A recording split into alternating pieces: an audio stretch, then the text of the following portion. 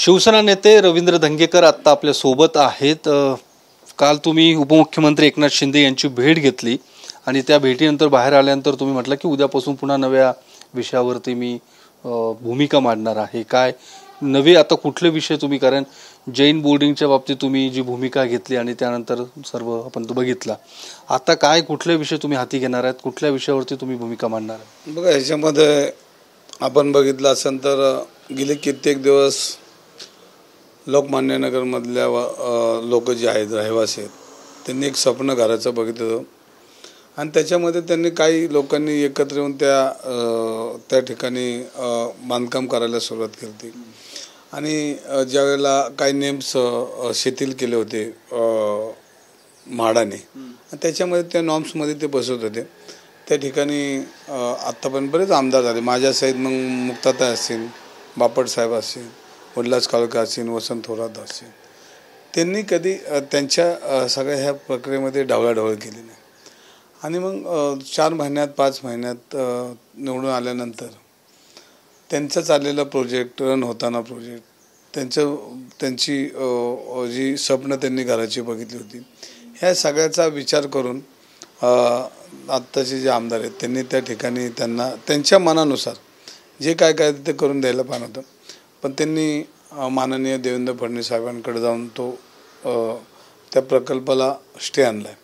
तर हे त्यांच्या भावना विचारात नाही घेतल्या, त्यांच्याबरोबर मीटिंग नाही केली, त्यांच्याबरोबर बसले नाहीत आणि मग त्यांना जे आज स्टे आणलं नेमकं हेच रासने साहेबांच्या पत्रावर देवेंद्र फडणवीस साहेबांनी स्टे दिला, पण त्या नियमावली ही ह्याच्या जर बाजू तपासली असता त्यांना जो त्याच्यामध्ये जे काय पूर्वीच्या नियमानुसार त्यांना वैयक्तिक काय डेव्हलपमेंट करायची ती करायला पाहिजे होती, पण अचानक मग ते 16 एकर आणि मग आता त्या राजकारण बोलणार नाही, पण ह्याच्यामध्ये त्या नागरिकांना ह्याच्यामध्ये त्यांच्या मनासारखं, त्यांच्या विचाराचं घर, त्यांच्या विचाराचा माणूस, हे सगळं त्यांची कल्पना आहे, त्यांनी एक स्वप्न बघितलं। त्यांच्यामध्ये शक्यता आम्ही लोकांनी, राजकीय लोकांनी जाऊ नये, कारण बापट साहेब 20-25 वर्ष आमदार होते, मुक्ताताई होते, मी होतो, आणि या सगळ्या लोकांनी कधी त्याच्यामध्ये हस्तक्षेप नाही केला। आम्हाला काय माहिती नव्हतं, माझ्या काळातच चाललं होतं ते, पण आम्ही म्हणलं की लोकांना दुखवायचं नाही,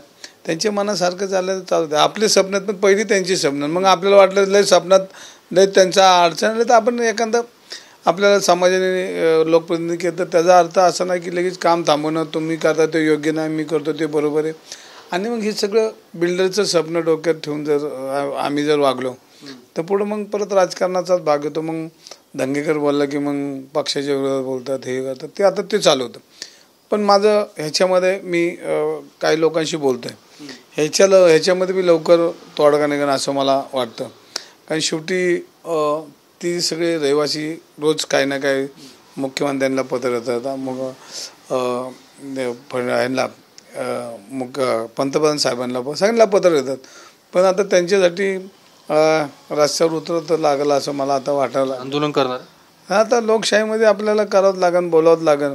इतक्या दिवस काय ते त्यांचं चाललं तर आपण त्यांच्यामध्ये गेलो नाही, मी की जाऊ दे, चाललंय त्यांचं मीटर असेल तर आपण कशाला पद असं नको म्हणा की राजकीय ह्यांना इश्यू करायचं, यांना सवय लागली, कोण वेडा म्हणन, कोण शाना म्हणन, कोण भ्रष्टाचारी म्हणून सगळं, मग कशाला आता लय चालू करून घ्यायचं आपल्या अंगावर, पण आता मला आता तिची सवय लागली असं मला आता वाटायला लागलं। मग तुम्ही असं ऐकून तुमच्या बोलण्यात नसायचं, तुमचा पहिला आता जैन बोर्डिंगच्या संदर्भातला जो पूर्ण रोख किंवा आरोप तुमचा थेट मुरलीधर मोहोळ यांच्याकडे होता, आता तुम्ही हेमंत रासनेचं तुम्ही नाव घेतलं, त्यांच्याकडे आता सगळा मोर्चा वळवून असं दिसतंय?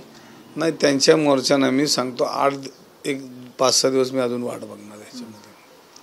शेवटी माझ्याकडे काही लोक आलेत ना त्यांची, पण मी लगेच एवढा म्हणजे माझे 30-35 वर्ष राजकारणात गेले, त्या सगळ्यांच्या जर यांची जर त्यांनी जर त्याच्यामध्ये भूमिका जर रहिवाशाच्या बाजूने घेतली तर माझा काय आक्षेप नाही, त्यांनी ते जाहीर बी करा। म्हणजे आता माझं तर घाटे साहेबांशी तर कधीच पटत नाही, राजकीय पटत नाही, आता तुमच्या माध्यमातून त्यांना सांगतो की तुमची लोकमान्य नगरमधली भूमिका स्पष्ट करा। मग मी आलो की मग त्यांनी म्हणायचं वैफल्यग्रस्त आहे, मग ती वक निघतो, कुठं काय निघतो, मग वकची त्यांना आठवण येते, मग कोणाला दंगेकर गुंड आहे, कोण खंडणीखोर म्हणतो, कोण काय म्हणतं, मग ती सगळ्या आठवणी त्यांना माझ्या आणण्यापेक्षा मी त्यांना हे तुमच्या माध्यमातून सांगतो की त्यांनी 2 दिवसात त्यांची भूमिका ह्यात स्पष्ट करावी. कारण शेवटी ते तिथं 22 वर्ष घाटे ताई आमच्या होत्या, घाटे आहेत आणि त्यांनी लोकप्रतिनिधी केलं. शहराचे भाजपचे अध्यक्ष आहेत ते. माझा आरोप नाही, पण त्यांनी ह्याच्यामध्ये त्यांची भूमिका 2 दिवसात स्पष्ट केली पाहिजे.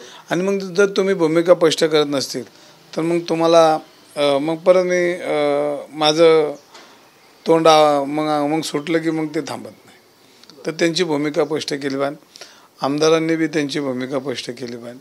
आणि तुम्ही जर हे करणार असेल तर तुम्हाला कोणी सांगितलं प्रचंड कामं पडली, 16 एकर येईन ते मग एवढे डेव्हलपमेंट होणार, तेवढे होणार, एवढ्या बिल्डिंग होणार, मग हा बिल्डर आला पाहिजे, तो बिल्डर आला पाहिजे, मग मीच करतो. कशाला राजकारणामध्ये तुम्ही बिल्डिंग लाईन, समाजाचे बिल्डर, तुम्ही सगळं हे काय होणार नाही.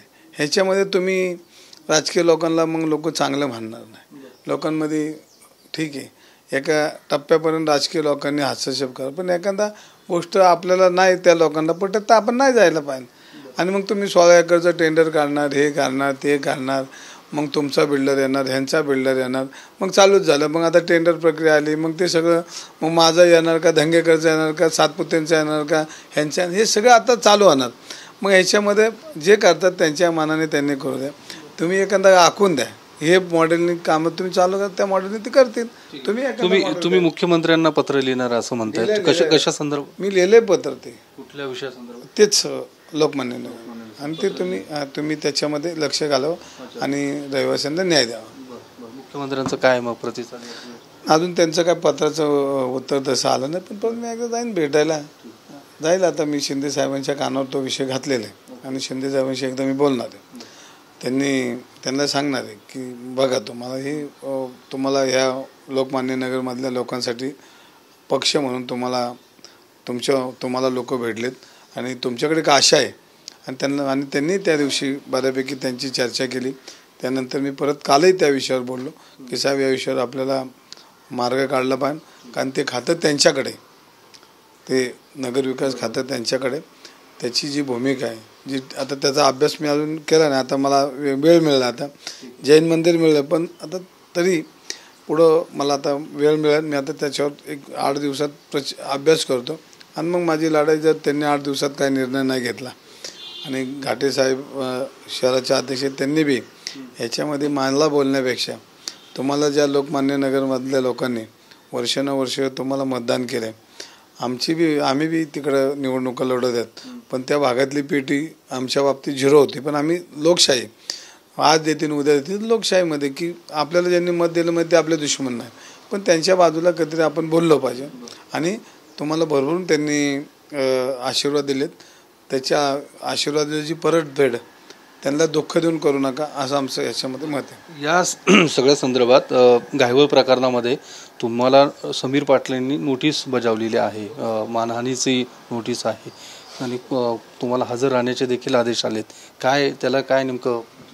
नाही, याच्यामध्ये जे न्यायालयात जे मला त्यांनी जे काय आरोप केलेत त्याच्या संदर्भात मी आज वकिलांना भेटणार. कारण या 10-15 दिवसात जरा जैन मंदिर माझ्यासमोर होतं आणि त्याच्यामुळं मी त्याच्याकडे माझं थोडं दुर्लक्ष झालं.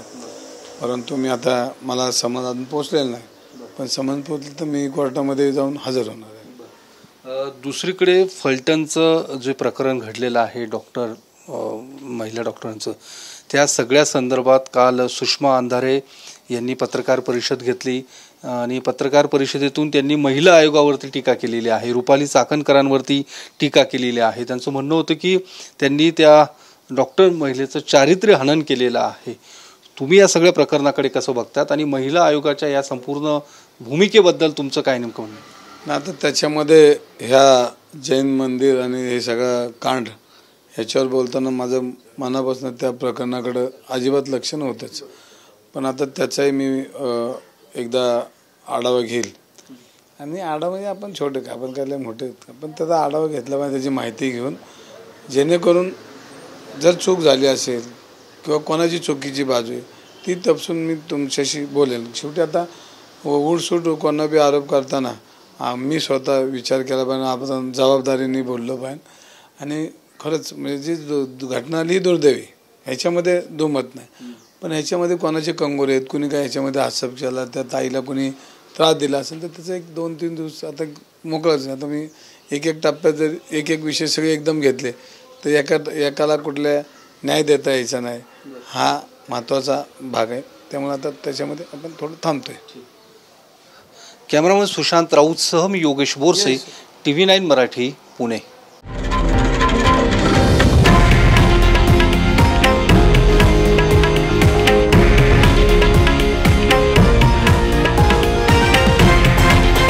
हे आहे देशातील नंबर 1 न्यूज नेटवर्क आणि आपण पाहत आहात TV9 मराठी, एकमेव.